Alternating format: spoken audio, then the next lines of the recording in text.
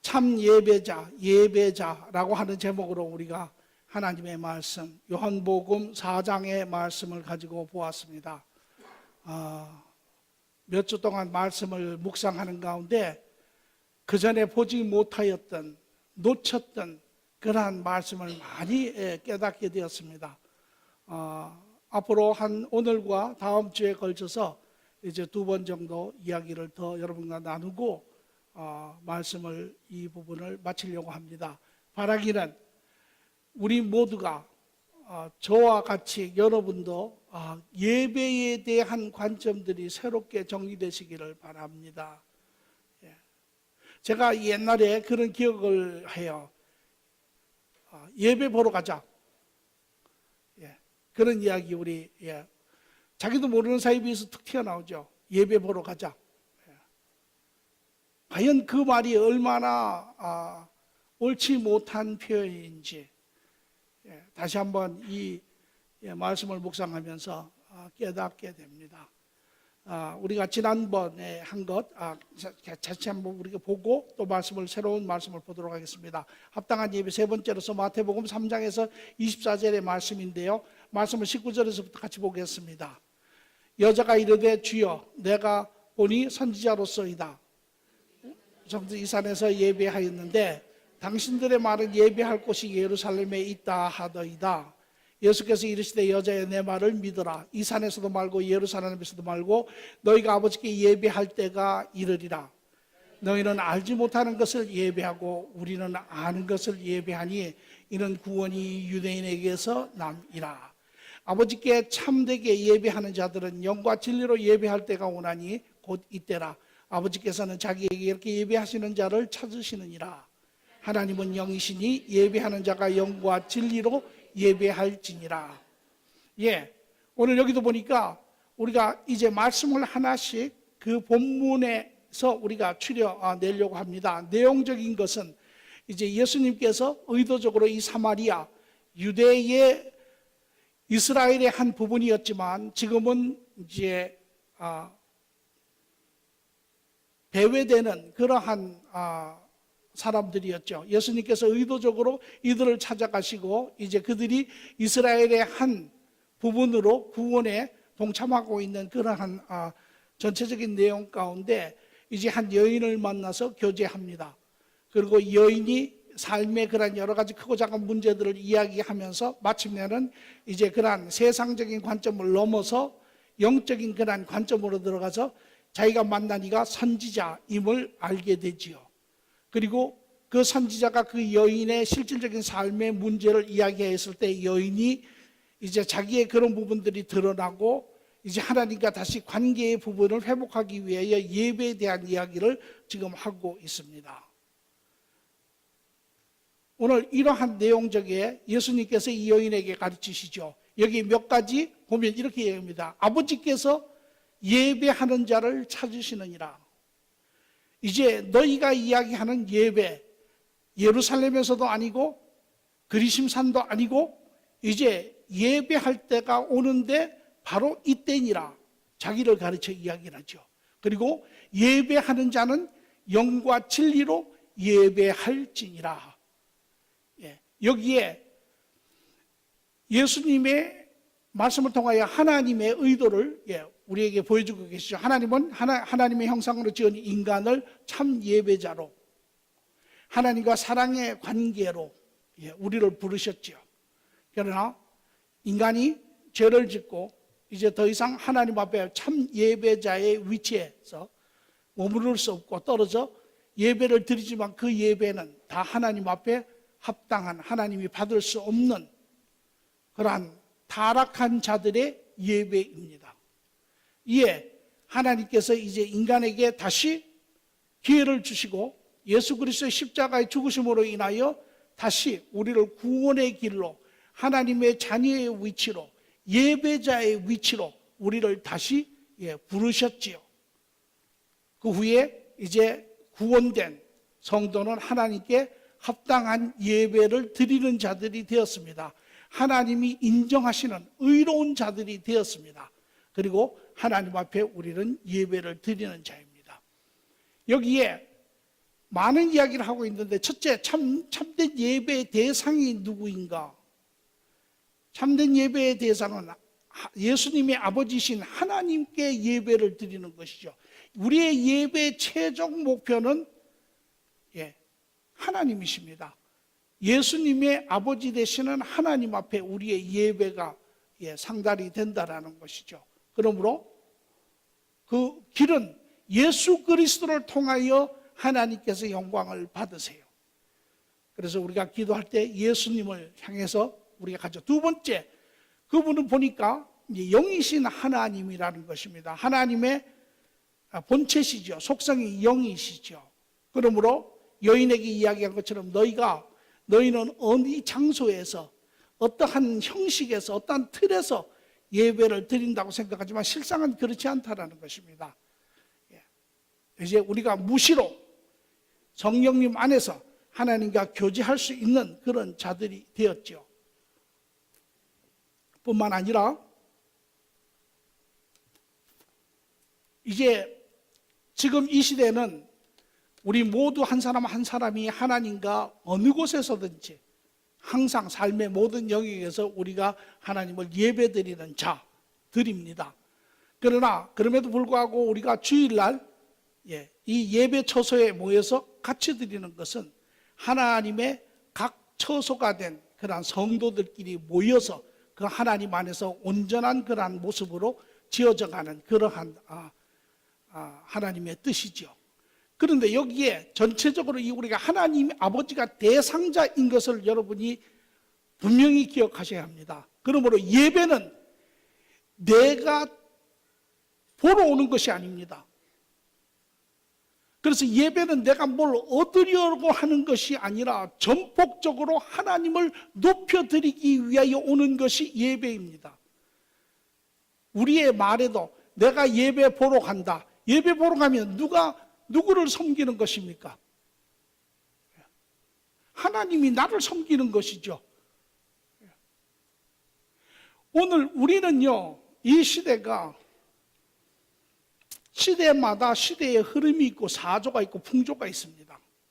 오늘 이 시대는 아주 폐역한 시대입니다. 오늘 이 시대는 인본주의가 아주 판을 치는 세상입니다. 오늘 교회의 모든 것이 포커스가 사람에게 맞춰져 있습니다. 사람들 한 사람 한 사람도 예배 올 때 하나님을 전폭적으로 예배 드리러 온다고 생각하지 않습니다. 내가 가서 뭐를 얻어올까 이러고 예배를 옵니다. 가서 음악이 오늘 찬양이 얼마나 좋을까, 오늘 설교 말씀이 얼마나 나한테 유익할까. 이건 하나님이 받으시는 예배가 아닙니다. 예배는 오로지 아버지 되시는 그분에게 온전히 우리가 올려드리는 것입니다. 이것이 하나님이 받으시는 합당한 예배세요. 오늘 저는 바라기는 앞으로 여러분들 교회 예배 드리러 오실 때 하나님을 높여드리러 오시는 것입니다. 내가 거기에서 무엇을 얻을까? 오늘 모든 설교도 저도 포함한 마찬가지입니다. 사람들이 어떻게 하면 더 잘 살고, 사람들이 어떻게 하면 더 편안하고, 사람들이 어떻게 하면 더 부유해지고, 그런 설교들 하죠. 오늘 예배의 하이라이트는 저도 이 말씀을 묵상하며 깨달으며 많이 회개했습니다. 하나님 앞에 올려드리는 이야기. 그러면 우리의 필요는 어떻게 됩니까? 우리가 심령이 갈급하고 하나님의 위로의 말씀을 듣기를 원하고, 우리가 심령이 상처를 입어서 우리가 치유의 말씀을 듣기 원하는데 어떻게 됩니까? 그것은요, 여러분의 하나님이 되실 때 그것은 해결되는 것입니다. 여러분이 하나님을 온전히 인정하고 그분을 하나님으로 높여드리면 그분과의 그 관계 안에 여러분 한 분 한 분에 필요한 것은 그분이 책임지시는 것이에요. 오늘 모든 것이 사람에게 포커스가 맞춰져 있습니다.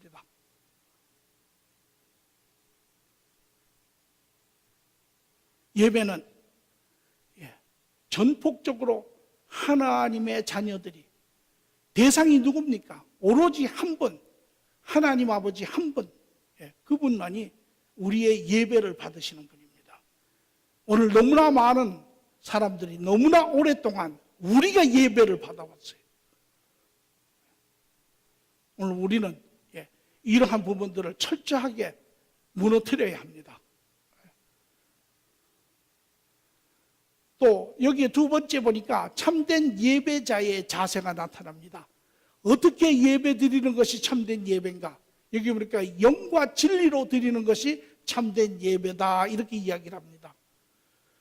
여기에 우리는 이 영과 진리를 이야기할 때 얼른 보면 이 영이 하나님의 성령으로 인하여 예배를 드린다. 물론 그것도 틀리는 이야기는 아니지만 그러나 본문의 이야기는 그렇지 않습니다.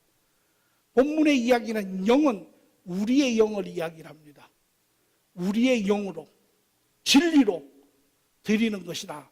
제가 오늘은 영으로 드림에 대한 의미를 여러분과 같이 나누고요. 다음 주에는 진리에 대한 부분을 이야기하겠는데 없어졌습니다. 또 제가 여기에 본문의 말씀 중에 하나를 오랫동안 이해하지 못한 본문의 말씀이 하나가 있습니다. 그 말씀이 바로 22절의 말씀입니다.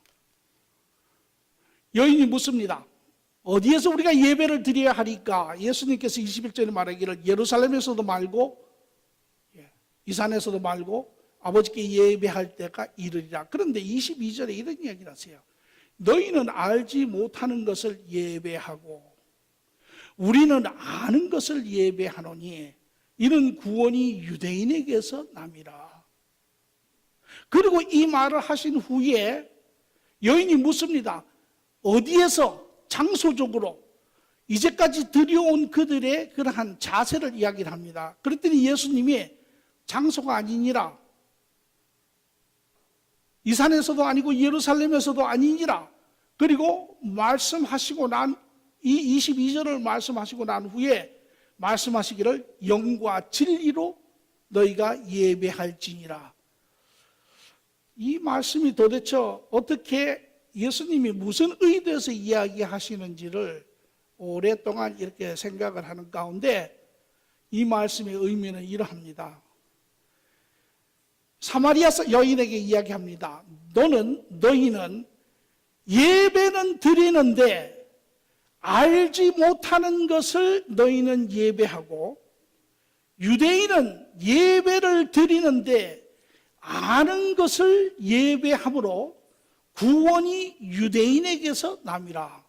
무슨 소리입니까? 사마리아 사람들은 하나님을 믿습니다. 뜨겁게 믿습니다. 진정으로 믿습니다. 유대인의 혈통을 가지고 온 자들입니다. 그러나 그들이 혼혈이 되고 그러한 하나의 신앙적인 순결을 잃어버리고 유대인으로부터 배척을 당한 후에 이들이 유대인으로부터 분리가 되었는데 그 후에 이들이 그리심산이라고 하는 곳에 성전을 지었는데 이들은 성경의 모세 오경밖에는 믿지 않습니다. 모세 오경은 하나님에 대한 구원이 나와 있지만 아주 작은 부분만 나와 있습니다. 하나님의 메시아에 대한 이야기가 창세기 3장 25절에 나오지만 아주 작은 부분이 나오고 있습니다. 그리고 나머지는 이스라엘의 역사에 대한 이야기가 나오고 있죠. 아브라함에게 약속한 하나님의 그러한 약속. 그래서 그 이상은 이들이 알지 못합니다. 다시 말하면 사마리아 사람들은 어떤 사람이냐면 바로 신앙은 믿되 뜨거운 마음으로 믿되 그러나 진리를 모르는 자들입니다. 이런 사람들에게서 나오는 유형의 신앙이 보통 이단적인 사람들이 많이 나옵니다. 그러나 유대인들은 예배를 하는데 아는 것을 예배를 합니다. 유대인은 구약을 믿습니다. 신약은 믿지 않죠. 왜? 예수님을 죽였으니까. 유대인들은 구약 37권을 믿습니다. 거기 37권에는 하나님의 구원의 계약이, 구원에 대한 계획들이 다 나오고 있습니다. 메시아에 대한 이야기도 나오고 있고 구원에 대한 이야기도 나와 있습니다. 그러므로 그 구원이 어디에서 나냐면 하나님의 말씀을 모르는 사마리아 사람들에게서 나오는 것이 아니라 하나님의 진리의 말씀을 아는 유대인에게서 온다는 것입니다. 그런데 이 유대인의 문제는 무엇인가? 유대인은 마태복음에 들어가면, 예수님의 복음서에 들어가면 예수님이 끊임없이 이 유대인들을 책망을 하시는데, 유대인들의 신앙은 말씀은 있지만 마음이 없습니다. 그래서 유대인들을 가르쳐 위선자라고 이야기를 하죠. 너희는 사람의 전통, 틀, 그러한 법을 쫓아가지만 그 안에 하나님에 대한 바른 마음이 없다라는 것입니다. 이 유대인의 신앙은 우리가 이야기하는 요새 여러분이 오르토닥스라는 이야기를 가끔 듣죠. 오르토닥스라고 하는 것은 이 정통 우리가 신앙을 이야기를 하지만, 그러나 요새 그것이 상용되는 말은 오르토닥스 하면 정신은 죽고 틀만 남은 것, 껍데기만 남은 것, 이 소리입니다. 아주 단단해서 휘어지지도 않는 것. 다시 말하면 이런 신앙은 살아있으나 죽은 신앙이라는 것입니다. 여인은 장소적인 관점에서 이 산인지 예루살렘의 이야기를 하지만 예수님은 한 걸음을 더 나가셔서 이 산과 저 산, 왜? 영이신 하나님, 너희가 섬기시는 그 하나님이 영이신 하나님의 장소적인 그런 것도 아니지만, 그러나 한 걸음 더 나가서 너희가 드리고 있는 그 예배 자체에 문제가 있다는 것이에요. 그러면 어떻게 예배 드려야 합니까?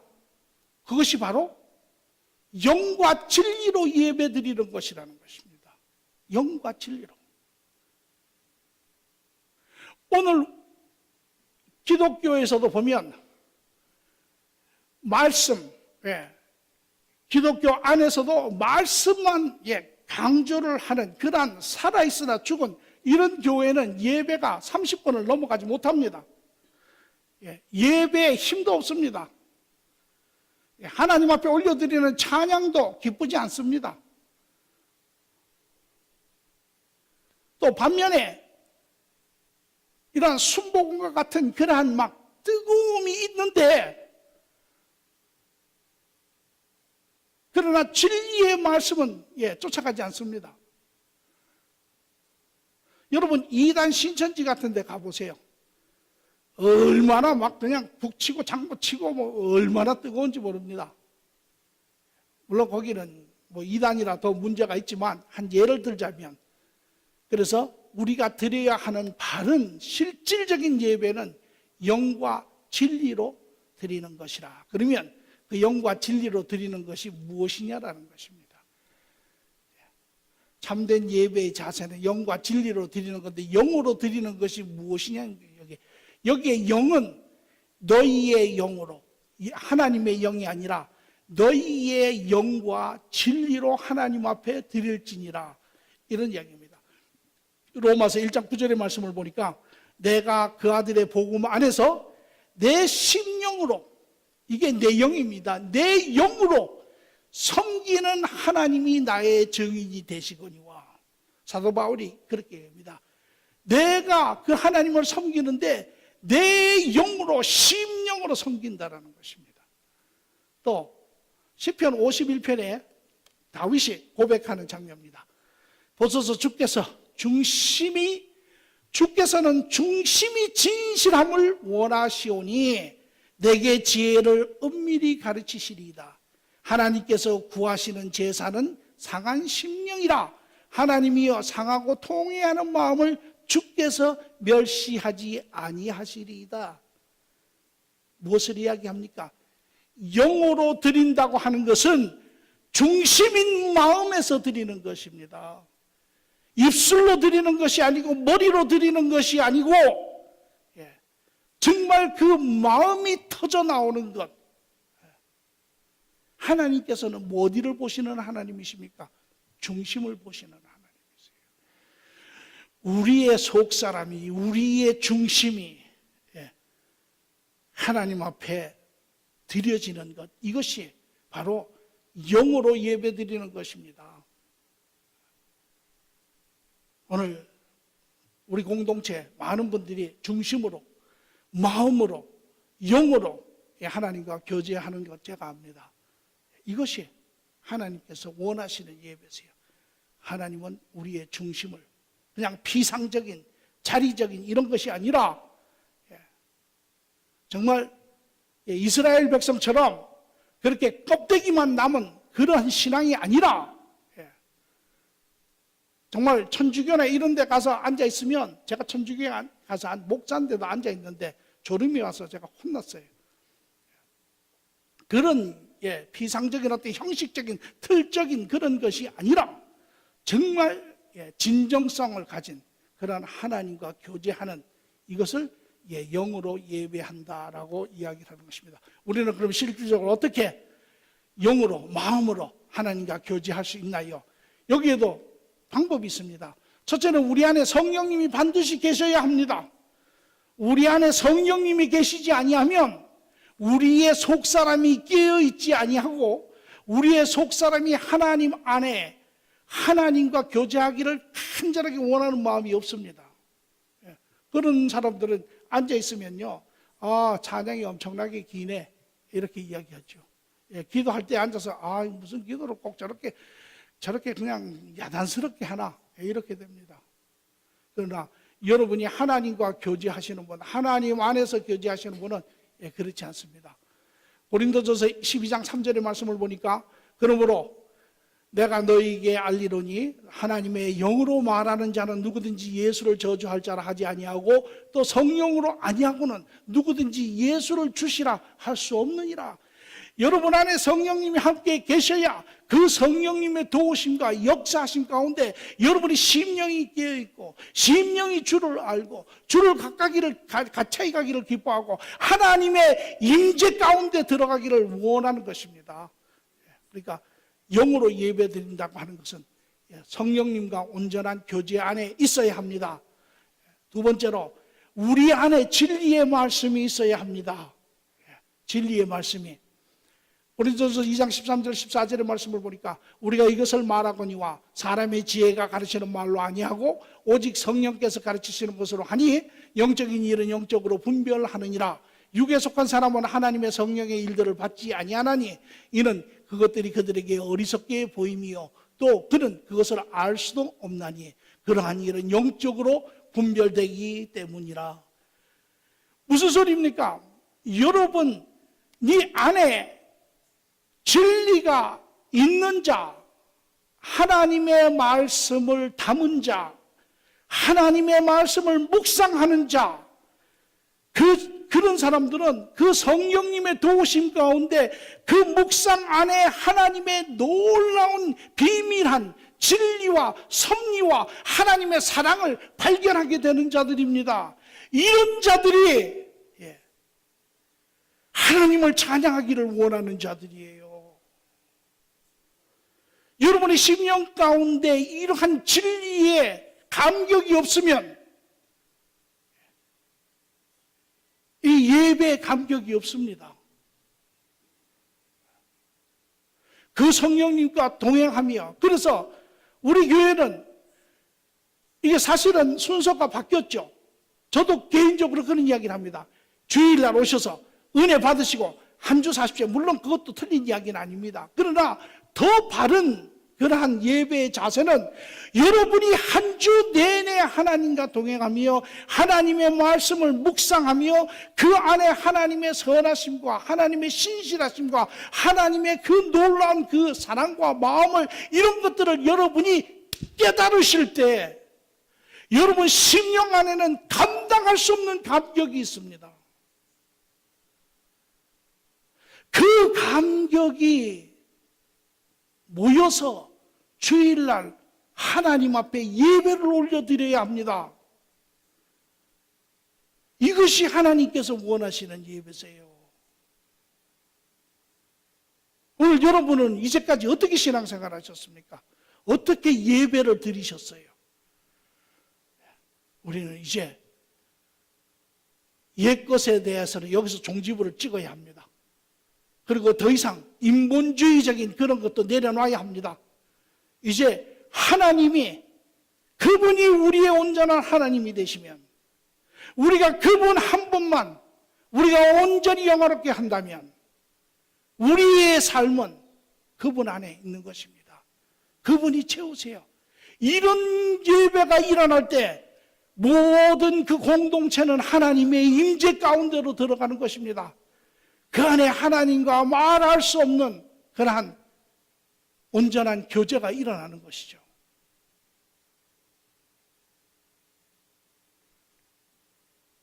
영으로 드리는 예배는 어떤 예배입니까? 하나님의 진리로 새롭게 된 마음에서 감사가 터져 나오는 것입니다. 하나님께 올려드리는 것이에요.